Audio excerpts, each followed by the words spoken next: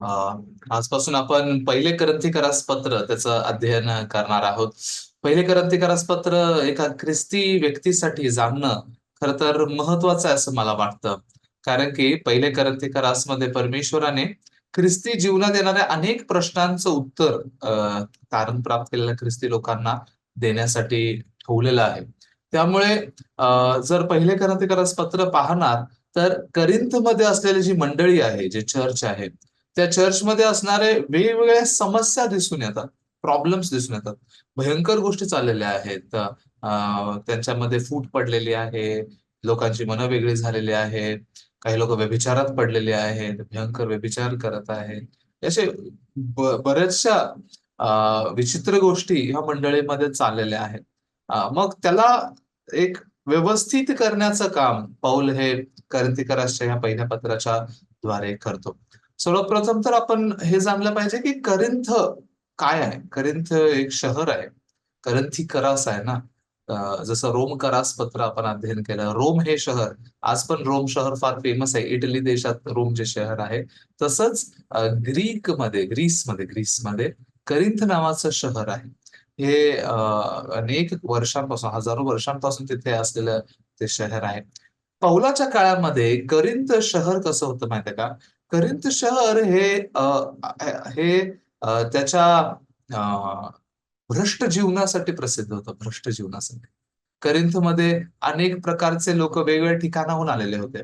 जर तुम्ही करिंथचा नक्षा बघणार, मी आज तयार केला नाही नक्षा, दाखवला असता. करिंथ हे ग्रीसच्या अशा भागी आहे की जिथे दोन समुद्र एकमेकांना भेटण्यासाठी येत आहेत, पण थोडस असं मध्ये जमिनीचा पट्टा आहे. जो थोडासा जमिनीचा पट्टा आहे, एका बाजूला एक समुद्र, दुसऱ्या बाजूला दुसरा समुद्र आहे. आणि ते जमिनीचा पट्टा त्या दोन समुद्रांना थोडासा विभाजित करतात. आणि खाली पण मोठा असा जमिनीचा भाग आहे. मी तुम्हाला दाखवू का? त्याशिवाय तुम्हाला समजणार नाही. एकच मिनिट.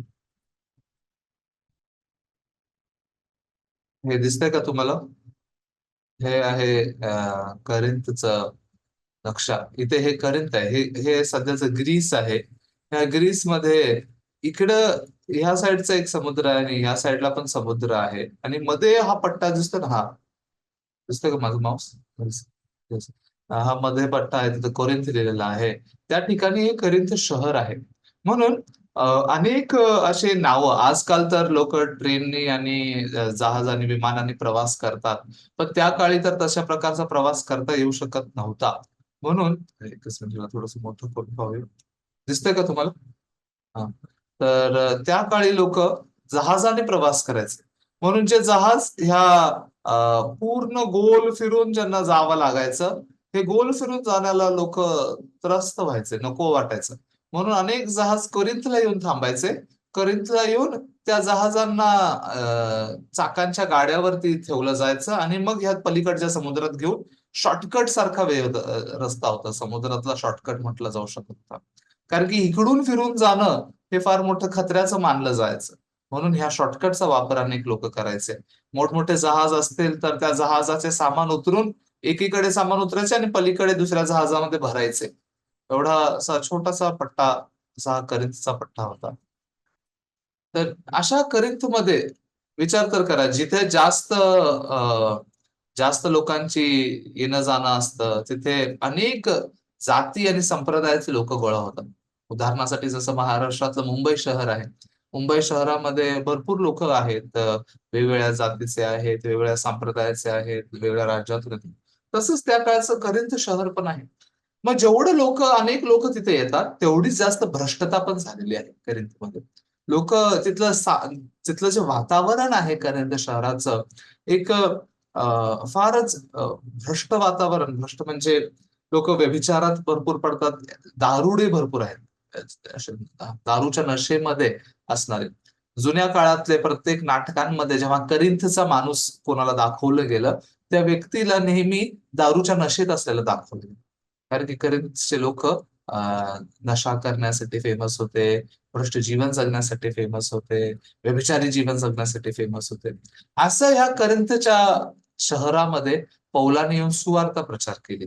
आणि पौलाने जेव्हा येऊन सुवार्थ प्रचार केली, तिथे जे लोक तारण प्राप्त केले, तिथल्या लोकांनी तारण प्राप्त करून तिथे जी मंडळी झाली ती करिंथची मंडळी आहे. आणि त्या मंडळीमध्ये त्या मंडळीला पाऊल हे पत्र लिहितोय. हे पत्र जे पौलाने लिहिलेलं आहे करंथीकरास पत्र, हे पत्र पौलाने इफिस ह्या शहरामध्ये, इफिस करास पत्र पुढचं जे पुढे तुम्ही पाहू शकाल, इफिसस नावाचं जे शहर आहे जुन्या ग्रीसमध्ये, त्या शहरात असताना पौलाने करंथीच्या लोकांना पत्र लिहिलं. का? कारण की त्याला करिंथ या मंडळीमध्ये असणाऱ्या प्रॉब्लेम्सना त्याला ऐकू आलं. लोकांनी येऊन त्याला सांगितलं मंडळीमध्ये हे चाललंय, असं असं चाललेलं आहे. त्यामुळे ते प्रॉब्लेम्स ऐकल्यानंतर एक पाळक म्हणून, एक बाप म्हणून, एक शिक्षक म्हणून त्यांना सरळ करत, त्यांना ओरडत, त्यांना प्रत्येक गोष्ट शिकवत हे करण्याचं काम पाऊल हे पहिले करंथीकरास पत्रामधून करतो. समजते का? त्यामुळे नवीन तारण प्राप्त केलेला व्यक्ती जेव्हा त्याच्या मनात ख्रिस्ती जीवनाला घेऊन काही प्रश्न असतात किंवा त्याच्या जीवनात काही अडचणी जेव्हा येतात, त्या प्रश्नांचं जास्तीत जास्त उत्तर तुम्हाला पहिले करंथीकरासच्या पत्रामध्येच मिळू शकतं. हे करिंथचं शहर असं आहे की जिथे यहुदी विश्वासणारे पण आहेत. प्रेषितांचे कृत्य 18 अध्यायामध्ये करिंथमध्ये जाऊन पौलाने प्रचार केलाय. तिथे यहुदी विश्वासणारे पण तारण प्राप्त केलेत, पण यहुदीपेक्षा जास्त अन्य जातीचे लोक पण तारण प्राप्त केलेत. त्यामुळे अशा दोन्ही संप्रदायाचे मिळून असलेले लोक या करंथीच्या मंडळीमध्ये. या करंथीच्या मंडळीला पाऊल काय लिहितो? पहिल्या वचनात तो लिहितो, करिंथ येथील देवाच्या मंडळीस म्हणजे ख्रिस्त येशूमध्ये पवित्र केलेल्या व पवित्र जन होण्यास बोलवलेल्या लोकांना आणि आपला प्रभू येशू ख्रिस्त म्हणजे त्यांचा व आपलाही प्रभू याचे नाव सर्व ठिकाणी घेणाऱ्या सर्वांना देवाच्या इच्छेने ख्रिस्त येशूचा प्रेषित होण्याकरिता बोलवलेला पौल व आपला बंधू सोस्थेनस यांच्याकडून. मराठीमध्ये या वचनांना लिहित असताना पहिल्याने 2 वचन, पहिलं वचन पहिलं दिसतंय आणि दुसरं नंतर आहे ना. पण ह्याला जेव्हा मूळ ग्रीक भाषेत लिहिलं गेलं, ग्रीक आणि इंग्लिश ह्यांचं जे ग्रामरचं स्ट्रक्चर आहे, व्याकरणाचं स्ट्रक्चर आहे, ते हिंदी मराठीपासून फार वेगळं आहे. हिंदी मराठीमध्ये नेहमी शब्दांची रचना वेगळ्या पद्धतीने केली जाते. जे मुख्य पॉइंट आहे हिंदी मराठीमध्ये तो नंतर बोलला जातो. आणि इंग्लिश सारख्या भाषेमध्ये जे जर्मॅनिक भाषा आहे त्या भाषेमध्ये मुख्य पॉइंट पहिला बोलला जातो. म्हणून ग्रीक भाषेत हे दुसरं वचन जे आहे ते पहिलं आहे आणि पहिलं वचन जे आहे ते दुसरं आहे. हे अदला बदली झालेली आहे भाषांतरांमध्ये. इंग्लिशमध्ये पण दुसरं वचन पहिलं आहे. पहिलं पाऊल स्वतःचा परिचय देतोय आणि मग मंडळीचा परिचय देतो. आपण जेव्हा पत्र लिहितो, आता भारतामध्ये तुम्ही पत्र लिहिले का कधी कोणाला? येस. आपण जेव्हा पत्र लिहित असताना पहिलं कोणाचं नाव लिहितो? स्वतःचं नाव लिहितो का समोरच्याचं नाव लिहितो? समोरच्या ज्याला पत्र लिहित आहे त्याला. हे आत्ताची पद्धती आहे पत्र लिहिण्याची. पण जुन्या काळाची पद्धती तशी नव्हती. पहिलं ते स्वतःचं नाव, मी कोण आहे आणि मग कुणाला लिहित आहे असल्याचं. त्यामुळे खरं तर दुसरं वचन हे पहिलं आहे आणि पहिलं वचन हे दुसरं आहे. पण एनिवेज आपण दोन्हीला समजून घेऊ. पहिलं दुसऱ्या वचनाबद्दल बोलूया. दुसऱ्या वचनामध्ये पौल म्हणतो, देवाच्या इच्छेने ख्रिस्त येशूचा प्रेरित होण्याकरिता बोलवलेला पौल व आपला बंधू सोस्थेनस ह्याच्याकडून. पौलाला अनेक ठिकाणी स्वतःचा परिचय द्यायला लागतोय. ज्या पत्रांमध्ये तो लिहितोय, विशेष करून करंथीकरासचं पहिले पत्र, दुसरे पत्र, गलातीकरास पत्रामध्ये पण पौल का स्वतःचा परिचय देतोय? देवाच्या इच्छेने ख्रिस्त येशूचा प्रेषित होण्याकरिता बोलवलं पौल. कारण की अनेक लोक पौलाला प्रेषित मानत नव्हते. प्रेषित म्हणजे समजतं का तुम्हाला? जसं प्रेषितांचे कृत्य हे आहे ना, प्रेषित म्हणजे इंग्लिशमध्ये त्याला अपॉस्टल्स म्हणतात. अपॉस्टल्स म्हणजे विशेष राजदूत, स्पेशल अँबॅसेडर्स, देवाचे विशेष राजदूत, जे देवाचा संदेश घेऊन जगापर्यंत पोहोचणार आहे. म्हणून प्रेषित कुणाला म्हटलं जायचं माहितीये का? येशूच्या 12 शिष्यांना. येशूच्या 12 शिष्यांना प्रेषित म्हटलं जातं, अपॉस्टल्स म्हटलं जायचं.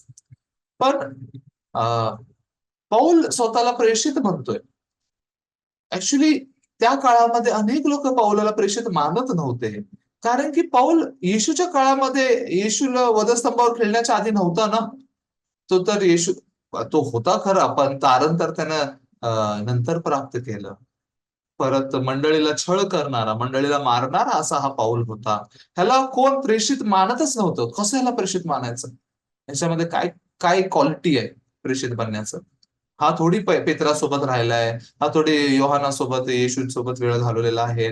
असं लोक अनेकदा विचार करतात. पण पाऊल प्रत्येक वेळेला स्वतःचा परिचय देतोय. विशेष करून जेव्हा यहुदा इस्कारियत याने आत्महत्या केली आणि यहुदाच्या ठिकाणी 12वा प्रेषित निवडला गेला. कुणाला निवडलं गेलं माहितीये का?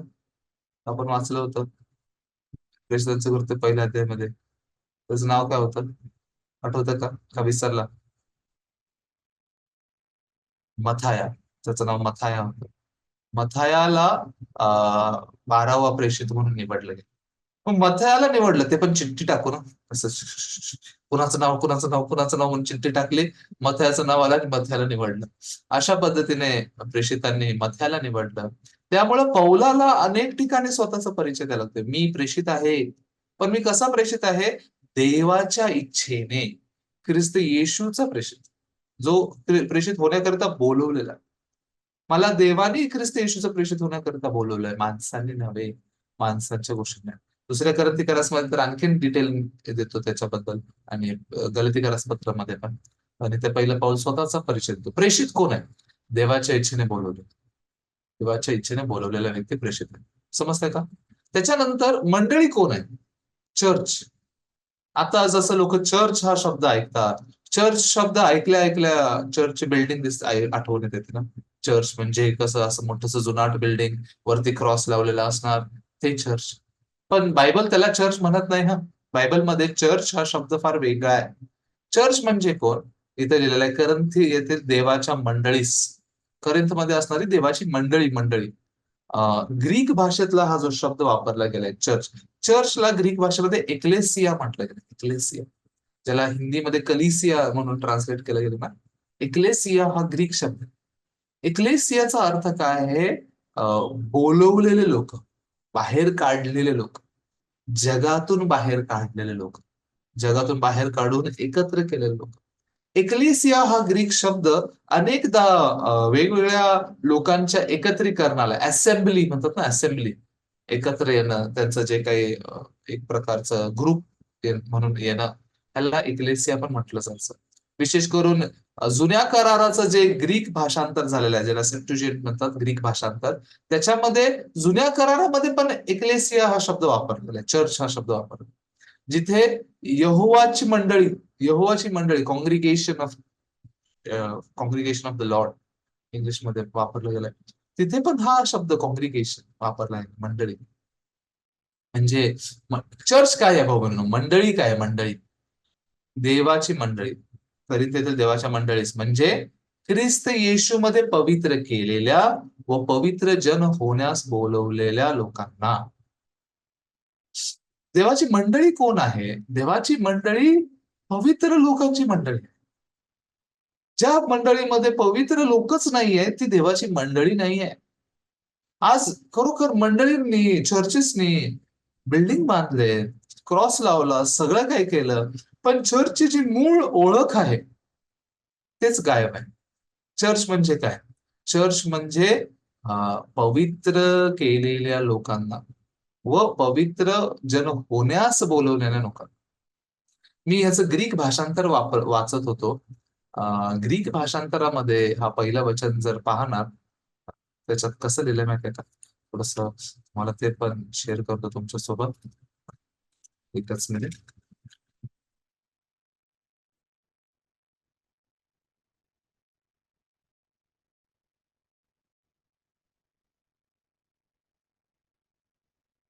इंटरनेटच्या द्वारे आजकाल आपण भरपूर काही गोष्टींचं अध्ययन करू शकतो, आपल्याला काही माहिती नसलं तरी.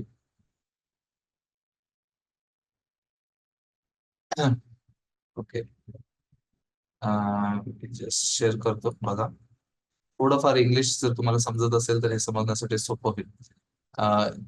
इंटरनेटवरती आणखीन अशा वेबसाईट्स आहेत की जे ग्रीक मूळ भाषेमध्ये, हे करंथीकरसपत्र ग्रीक भाषेत दिलेलं आहे, तर त्या ग्रीक भाषेला त्याचं लिटरल अर्थ, शब्दशः अर्थ काय आहे ते सांगितलं गेलं बघा. हे दुसरं वचन आहे ग्रीक भाषेमध्ये, जे मराठीतलं पहिलं वचन आहे ते. To the church of God being in Corinth, म्हणजे कोरिंथमध्ये असलेल्या देवाच्या मंडळीस. Having been sanctified in Christ Jesus, म्हणजे काय? ख्रिस्त येशूमध्ये पवित्र केलेली. हॅव्हिंग बीन आहे, बिंग नाहीये, बिन बिन. बिन म्हणजे भूतकाळ आहे, समजतं ना, भूतकाळ असं आहे. हॅव्हिंग बीन म्हणजे पवित्र केलेली, झालेली अशी मंडळी आहे. आणि हे महत्वाचं आहे मला, हे वचन क्लेथिओस हेगिओस म्हणून जे आहे ना, माझं उच्चारण ग्रीक मला माहिती नाही, इथे काय लिहिलेलं आहे? Called Holy. Called Holy. Called Holy म्हणजे कॉल्ड होली. ह्याला इंग्लिशमध्ये कसं लिहिलेलं आहे? इंग्लिशमध्ये जर तुम्ही ह्या वचनाला बघणार, कॉल्ड टू बी होली लिहिलेलं आहे. त्या दोन वचनाला म्हणजे मराठीतलं पहिलं, called to be saints. Called to be saint, पवित्र जन होण्यास बोलवलेल्या लोकांना, असं लिहिलंय ना, पवित्र जन होण्यास. मराठीमध्ये असं लिहिलं ना? पण ग्रीकमध्ये पवित्र जन होण्यास नाही, पवित्र असे बोलवलेल्या लोकांस. होण्यास नाहीच आहे शब्द ग्रीकमध्ये. दिसतंय का तुम्हाला? मी माझ्या मनाचं नाही सांगत आहे, मी तुम्हाला ओरिजिनल ग्रीक टेक्स्ट दाखवून त्याचा शब्दशः अर्थ काय. कॉल्ड होली आहे, कॉल्ड टू बी होली नाहीच आहे. पवित्र होण्यास बोलवलेलं आहे. म्हणजे हे टू बी का घातलं गेलेलं आहे? नंतर पुढे त्याचा अजून हे together with all those calling on the name of the Lord Jesus और Christ in every place both theirs and hours.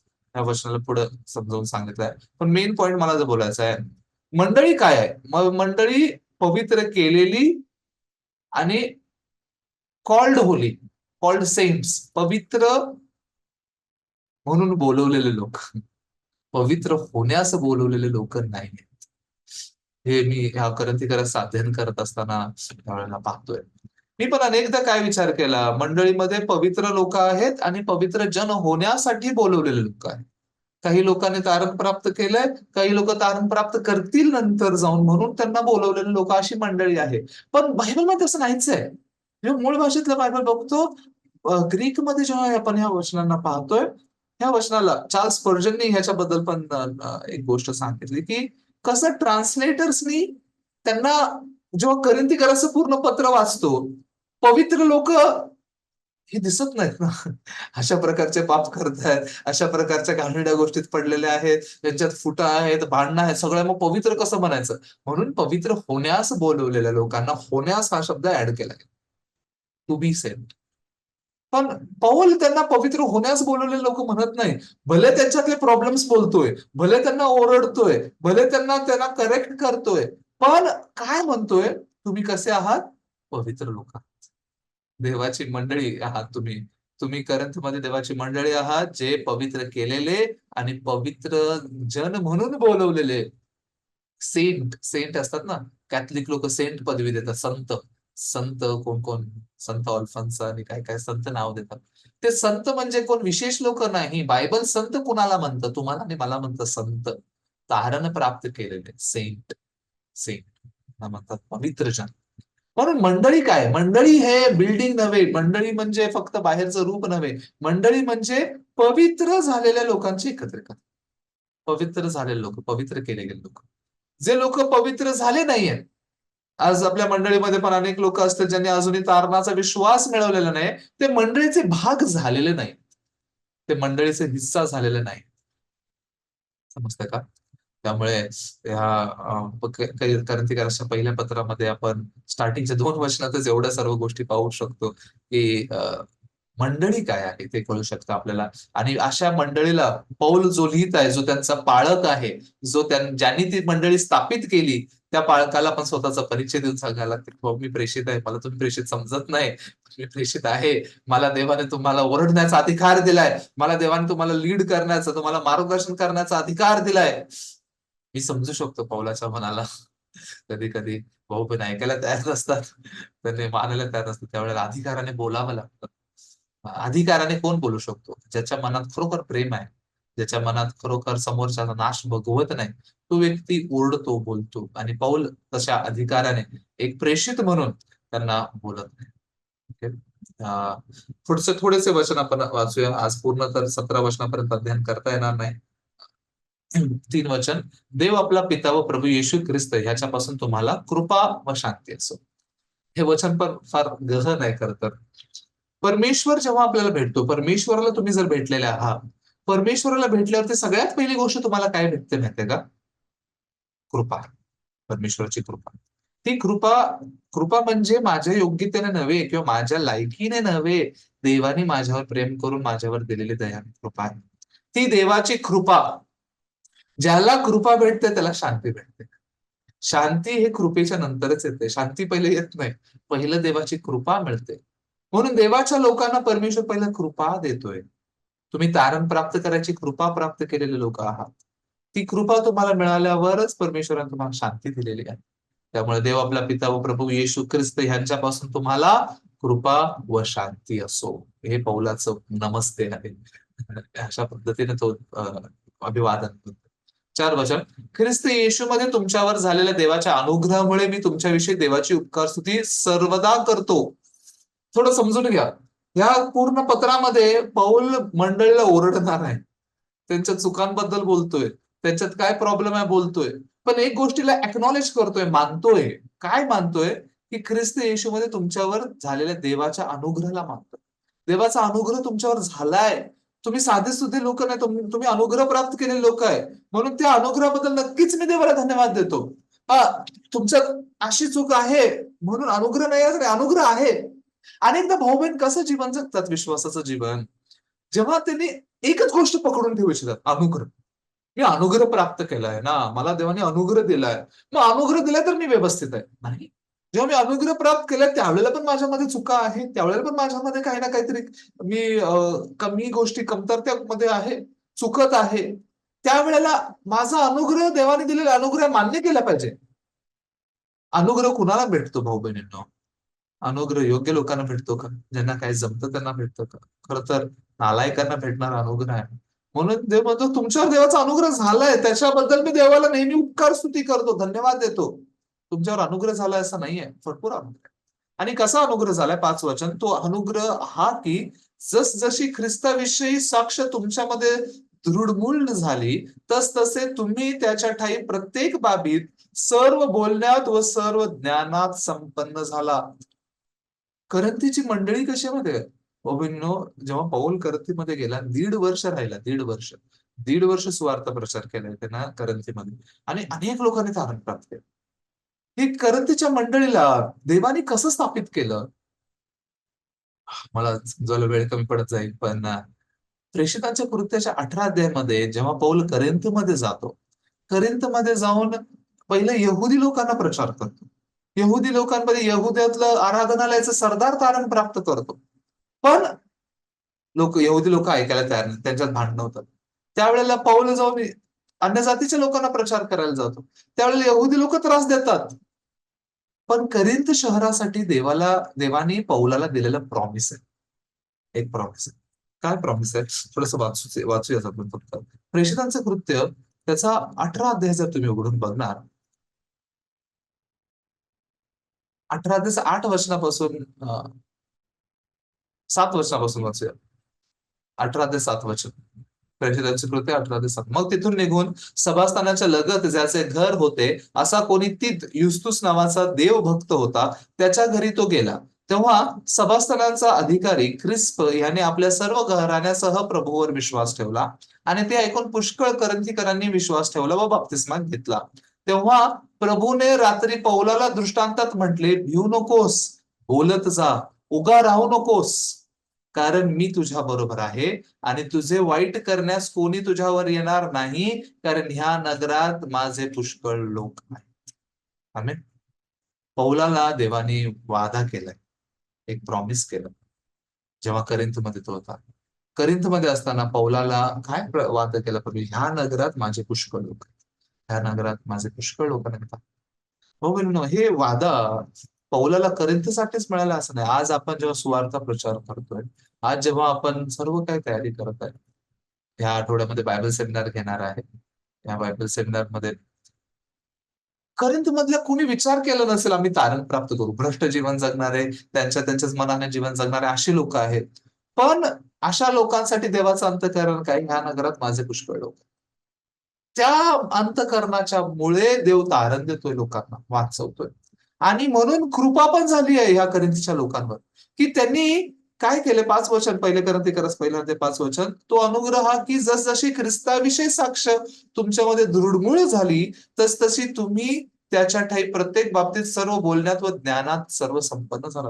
हे लोक साक्ष द्यायला लागले ख्रिस्ताचे, येशू ख्रिस्ताबद्दल चांगली साक्ष देणारे बनले. येशू ख्रिस्ताचं ज्ञान भरपूर भेटलेलं आहे, त्या ज्ञानात संपन्न झालेले लोक आहेत. पण हे असं कसं झालं, म्हणजे हे लोक असे कसे बनले? देवाच्या प्रॉमिसमुळेच ना. ह्या नगरात माझे भरपूर लोक आहेत. आमेन. आमेन प्रिया. आमेन. ह्या नगरात माझे भरपूर लोक आहेत. परमेश्वर आज आपल्याला पण म्हणतोय, ह्या नगरात माझे भरपूर लोक आहेत. तुम्ही जाऊन भेटा त्यांना, बोलवा त्यांना. आपण 24 तारखेपासून बायबल सेमिनार करत आहे. आपल्याकडे 3 दिवसाचा वेळ आहे, आज, उद्या आणि परवा. या 3 दिवसामध्ये कुणाला बोलवणार, कोण येणार, काय करणार? पण भाऊ बहिणो, ह्या नगरात देवाचे पुष्कळ लोक आहेत, जे देवाने तयार करून ठेवलेले आहेत तारण प्राप्त करण्यासाठी. लोक वाट पाहत आहेत सुवार्तेची. पण आपण आपल्या विचारांच्या सीमेमध्ये राहून, विचारांच्या मर्यादेत राहून जर सुवार्ता प्रचाराचं कार्य करणार, तर फार मूर्खासारखं जगतो. परमेश्वराने तयार केलेल्या गोष्टींना पुढे पाऊल टाकून, विधरतेने पाऊल टाकून राहतो. मी डिकन सपना यांना म्हटलं की तुम्ही जाऊन फक्त हार्टलँड कंपाऊंड किंवा मसिया चौकातच नव्हे, तुमच्या मर्यादे पलीकडे जाऊन प्रचार करा ना. आपले भाऊ बहीण थोडेसे शिकलेले लोक, थोडेसे उच्च दर्जाच्या लोकांना भेटायला घाबरतात का? ऐकत नाहीत ना. मसिया चौक किंवा कुठले जे जे थोडेसे माझ्या लेवलचे वाटतात किंवा माझ्यापेक्षा कमी लेवलचे वाटतात, त्यांना जाऊन सांगणं सोपं वाटतं. काय त्यांनी ऐकतात, त्यांनी काय बोलत नाही, उलट काय बोलणार नाही. पण थोडंसं माझ्यापेक्षा उच्च लेवलचे असलं तर कसं बोलायचं, कसं ऐकतील, कसं समजून सांगायचं? हो बहिणीनो, परमेश्वर त्यांना तारण देऊ इच्छित नाही का? मी तुम्हाला हे म्हणत नाही की तुम्ही कोणालाही अशा ज्याच्याकडे काही क्षमता नाही अशा लोकांना भेटू नका असं म्हणत नाही. प्रत्येकाला सुवार्थ प्रचार केली पाहिजे. पण सुवार्थ प्रचार करत असताना जर तुम्ही तुमच्याच विचारांच्या मर्यादेमध्ये राहून करताय, तर कसं देवाचं कार्य तुम्ही पाहणार? तुम्ही देवाचं कार्य पाहू इच्छित असाल तर स्वतःच्या मर्यादेच्या पलीकडे जाऊन बघा. स्वतःच्या विचाराच्या सीमेच्या पलीकडे जाऊन बघा. ह्यांना मला प्रचार करता येत नाही, पण मी देवावर भरोसा करून जातो, तोंड उघडतो, बोलतो, देव ह्यांना तारण देईल, देवांना वाचवेल. अशा लोकांना बोला, प्रचार करा. असे अनेक लोक देवाने ह्या नगरात ठेवले तारण प्राप्त होण्यासाठी. या बायबल सेमिनारसाठी पण अनेक असे लोक येतील, तारण प्राप्त करतील. त्यांच्याबद्दल पण म्हटलं जाईल, सोलापुरातील देवाच्या मंडळीस पवित्र, जे पवित्र केलेले आणि पवित्र जन म्हणून बोलवलेले, कोणाच नाही, पवित्र जन म्हणून बोलवलेले अशा देवाच्या मंडळीस म्हणून परिचय केला जाऊ शकतो ना. तर पौल ह्या मंडळीचं हे हे वर्णन करतोय. 7 वचन पण आपण वाचूया. असे की आपला प्रभू येशू ख्रिस्त ह्याच्या प्रगट होण्याची वाट पाहणारे जे तुम्ही आहात, तुमच्यात कोणत्याही कृपादानात उणे पडला नाही. हे फार विरोधाभास वाटतं मला. करंथीकराची मंडळी कुठल्याही कृपादानात उणे पडलेली नाहीये. त्यांच्याकडे कुठलंही कृपादान, कृपादान म्हणजे आत्म्याचं दान, अन्य भाषा बोलण्याचं दान दान आहे त्यांना, किंवा त्यांना हिलिंग असेल, प्रोफेसी असेल, अनेक गोष्टींचं दान आहे. ते कृपादान, जे आत्म्याचे कृपादान आहेत ना, ते भरपूर कृपादानाने भरलेले आहेत. पण तरी भ्रष्ट आहेत. तरी भ्रष्ट आहेत. तरी त्यांचं जीवन देवासमोर व्यवस्थित नाही. म्हणजे काय? तुमच्याकडे भरपूर कृपादान असले तरी तुम्ही भ्रष्ट जीवन जगू शकता. तरी तुमचं जीवन भ्रष्ट होऊ शकतं.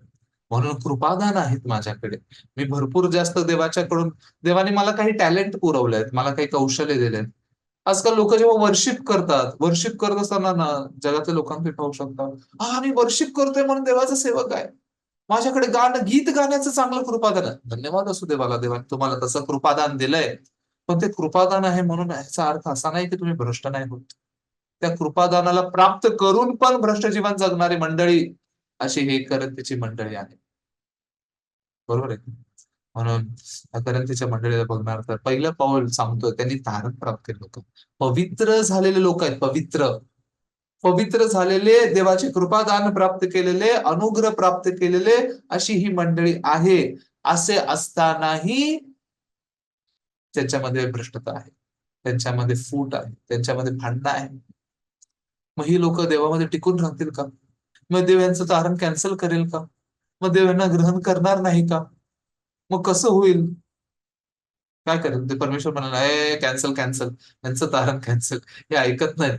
यांना एवढं मी कृपा दिली, यांना एवढं अनुग्रह दिलं, पण ह्यांनी व्यवस्थित जगत नाहीयेत, कारण कॅन्सल. असं करतो का देव? नाही. म्हणून 8 वचनामध्ये काय आहे बघा, पौलाला एक खात्री आहे, त्या खात्रीने तो हे पत्र लिहितो. ती खात्री काय आहे? आपल्या प्रभू येशू ख्रिस्ताच्या दिवशी तुम्ही निर्दोष ठरावे, म्हणून तोच शेवटपर्यंत तुम्हाला दृढ राखील. आमेन. म्हणजे करंथीकराच्या मंडळीला कृपा भेटली आहे, पण कृपा भेटून पण भ्रष्टतेकडे जरी गेले आहेत, त्यांनी जरी पडले आहेत, त्यांनी जरी चुकत आहेत, पण पौल हे पत्र लिहिण्याचं मागचं कारण काय? तुम्ही सुधरा, तुम्ही असं काय, तुम्ही तसं काय, तुम्ही बदललं पाहिजे तरच देव तुम्हाला ग्रहण करेल. हे नाही, ह्या विश्वासाने लिहितोय की ह्या पत्राला, ह्या कडक शब्दांना मी वापरतोय, पण तुम्हाला शेवटपर्यंत दृढ करणारा प्रभू येशू ख्रिस्तच आहे. प्रभू येशू, आपला प्रभू येशू ख्रिस्ताच्या दिवशी तुम्ही निर्दोष ठरणार आहात, हे ठरवण्यासाठी तोच तुम्हाला शेवटपर्यंत दृढ ठेवेल. म्हणून एकदा तारण प्राप्त केलेला व्यक्ती, ज्याने खरोखर स्पष्टरीतीने ख्रिस्तावर विश्वास करून तारण प्राप्त केलाय, तो दृढ राहतो शेवटपर्यंत, त्याचं तारण गमवत नाही. पण लोकांना वाटतं नाही, एकदा तारण प्राप्त केलं, तारण गमवू शकतो. तो शेवटपर्यंत दृढ ठेवण्यात समर्थ आहे. परमेश्वर समर्थ आहे, परमेश्वर ते कार्य करतो. Amen. आणि तो परमेश्वर कसा आहे हे 9 वचनामध्ये दिलेलं आहे. आज 9 पर्यंत वाचूया. 9 वचन, ज्याने स्वपुत्र येशू ख्रिस्त आपला प्रभू ह्याच्या सहभागीपणात तुम्हाला बोलवले, तो देव विश्वसनीय आहे. आमेन. दृढ करण्यासाठी तुम्ही विश्वसनीय नाही आहात. तुमच्यामध्ये खूप काही कमतरता आहे, तुमच्यावर भरोसा करण्याच्या लायकीचं पण नाही, पण तो देव विश्वसनीय आहे. तो देव, समजतंय? मी पण जेव्हा भाऊ बहिणींना पाहत होतो, सोलापूरमध्ये आल्यानंतर, सोलापूरमध्ये सेवा करत असताना अनेकदा माझं मन त्रासात पडलं. अनेकदा माझ्या मनात आलं, हे ब्रदर असे का आहेत, हे सिस्टर असे का आहेत, त्यांचं मन असं का होतंय, काय मी यांना व्यवस्थित लीड करताच येत नाही. एकेकाला 3-3 वर्ष सुवार्थ प्रचार करतोय तरी तारणाच निश्चित नाही. कसं काय यांना मी सुवार्थचा प्रचार करतो? मी काय बाहेर जेव्हा जातोय, दुसरीकडे जातो, प्रचार करतो, लोक चांगला ऐकतात. सोलापुरातच ऐकत नाही माझं कोण. सोलापुरातच कोण ऐकायला तयार होत नाही. म्हणून म्हटलं जातं ना, संदेश आपल्या गावात त्याला सन्मान नसतो, तसं अवस्था वाटतं. तसं होतं वाटतं, असं पण वाटतं. पण देवाने मला प्रॉमिस दिला. योहान 6:45 वचनामध्ये लिहिल्याप्रमाणे, पण मी येशू म्हणतो, देव त्यांना शिकवेल. They will be taught by God. परमेश्वर त्यांना शिकवेल, आणि जे परमेश्वराच्या द्वारे शिकवले जातील ते माझे ऐकतील. मग माझ्या मनात विसावा आला, माझे भाऊ बहीण किती त्रास देणारे वाटले तरी देव त्यांना शिकवणार आहे. तो देव विश्वसनीय आहे. तो देव, ज्या देवाने तुम्हाला बोलवलं, ज्या देवाने तुम्हाला तारण दिलं, ज्या देवाने तुम्हाला पवित्र केलेलं आहे, ज्या देवाच्या मध्ये क्षमता आहे शेवटच्या दिवसापर्यंत तुम्हाला निर्दोष म्हणून त्यासमोर दृढ उभं करण्याची, तो देव विश्वसनीय, तो देव हे करतो. म्हणून या करंथीकरास पत्रामध्ये त्या देवावर भरोसा करून करंथीच्या मंडळीला भयानक ओरडतोय पाऊल. एका ठिकाणी तर म्हणतो, छडी घेऊन येऊ का मारायला तुम्हाला? अशा पद्धतीचा शब्द पण पाऊल वापरतो. म्हणून असं जरी असलं तरी हे सर्व शब्द देवावर भरोसा करून करतो. देव विश्वसनीय. देव विश्वसनीय म्हटल्यानंतर थोडं प्रॉब्लेम सांगायला नको, तुमच्यामध्ये हे चाललंय ते चाललंय. त्याच्याबद्दल आपण उद्या अध्ययन करू. आज आपण 1 ते 9 वचनापर्यंत अध्ययन केलं. खरोखर भाऊ हे करंथीकरास पत्र फार गहन आहे. मला खरोखर हवंय, तारण प्राप्त केलेल्या प्रत्येक व्यक्तीने जाणावं ह्या पत्रांच्या द्वारे देवाचं अंतःकरण कसं आहे, काय आहे, आणि त्याच्याद्वारे आत्मिक जीवन कसं जगलं पाहिजे, तारणानंतरचं जीवन कसं मी जगलं पाहिजे, हे स्पष्टपणे ह्या पत्रांच्या द्वारे आपण शिकू शकतो. तर जास्तीत जास्त तुम्ही वेळ काढून पहाटेच्या सभेमध्ये सहभागी व्हा आणि देवाचं वचन जरूर शिका. एवढंच मी बोलेन. आपण प्रार्थना करूया. स्वर्गीय परमेश्वर पिता प्रभू, धन्यवाद देतो तुला की तू आम्हाला आज इथे वचन ऐकण्यासाठी एकत्रित केलंस. आजच्या पहाटे तुझ्या वचनांच्या द्वारे खरोखर करंथीच्या मंडळीला तू कसं चालवत आहेस ते पाहतो. ही करंथीची मंडळी पौलाच्या द्वारे, जो देवाचा प्रेषित आहे, त्याने स्थापित केली, त्याने सुरू केली, सुवार्थ सांगून सुरू केली. ही मंडळी पवित्र जनांची मंडळी, पवित्र झालेले लोक आहेत, पवित्र बोलवलेले लोक आहेत.